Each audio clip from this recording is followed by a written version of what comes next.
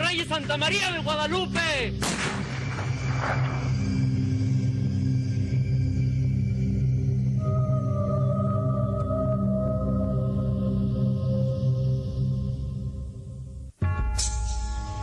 México es un país profundamente católico. Su identidad como nación se forjó con la aparición de la Virgen de Guadalupe. Sin embargo, en la primera mitad del siglo XX, el pueblo católico mexicano tuvo que superar una increíble prueba. Luego de terminado el periodo de convulsión, conocido como Revolución Mexicana, la tranquilidad estaba lejos de reinar. Grupos violentos peleaban entre sí por el poder y buscaban instaurar un mundo de espaldas a Dios. Aquí hubo un conflicto entre los ciudadanos de la ciudad del hombre y los ciudadanos de la ciudad de Dios.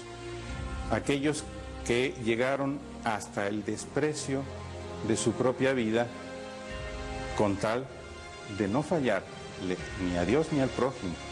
En 1921 la imagen de la Virgen de Guadalupe se libró milagrosamente de un atentado. Luego vino la explosión del Cristo del Cubilete, la expulsión del nuncio apostólico, las bombas en las catedrales de Morelia y Guadalajara. La violencia crecía. En 1924 llegó al poder Plutarco Elías Calles, representante del sector más radical del gobierno. Para 1926 había hecho aprobar la llamada Ley Calles, que castigaba cualquier actividad de culto y caridad cristiana. Ser católico y expresarlo era delito, y este delito se pagaba con la muerte inmediata. La ley que quería imponer a rajatabla el gobierno de Calles y que había de alguna manera minimizado el gobierno de Carranza o el gobierno de Obregón, la ley era absolutamente insostenible para los católicos mexicanos. Frente a la Ley Calles, el episcopado autorizó suspender el culto público.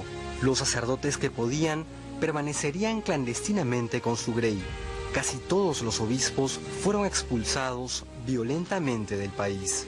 Algunos otros obispos estaban en Roma, se fueron a Roma y pues prácticamente durante 3 años la Iglesia de México vivió en una época de catacumbas, ¿no? Fue verdaderamente una iglesia de catacumbas.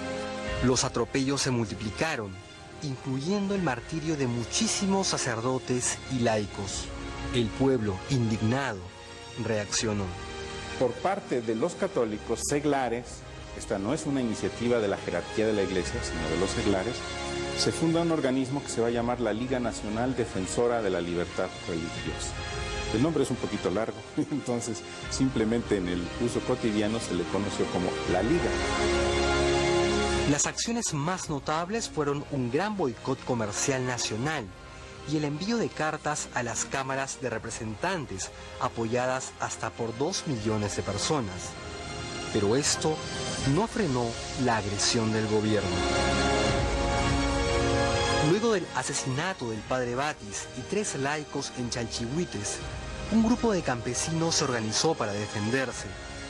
En la medida en que aumentaron las agresiones del gobierno, se fueron armando más grupos de defensa, conocidos por el Estado como cristeros.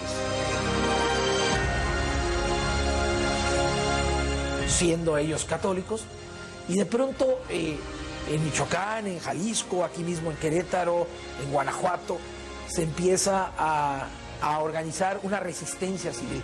Primero, pues para proteger a los ministros de culto y al culto católico. Y después, pues para repeler los ataques y para repeler también el hostigamiento por parte de las tropas federales. En 1929 los cristeros no podían ser vencidos y el gobierno estaba muy débil. El gobierno entonces desistió de la violencia explícita contra la iglesia y estos grupos dejaron las armas. La persecución a la iglesia había comenzado antes y continuaría después. Pero entre 1926 y 1929 se dio el pico máximo de violencia.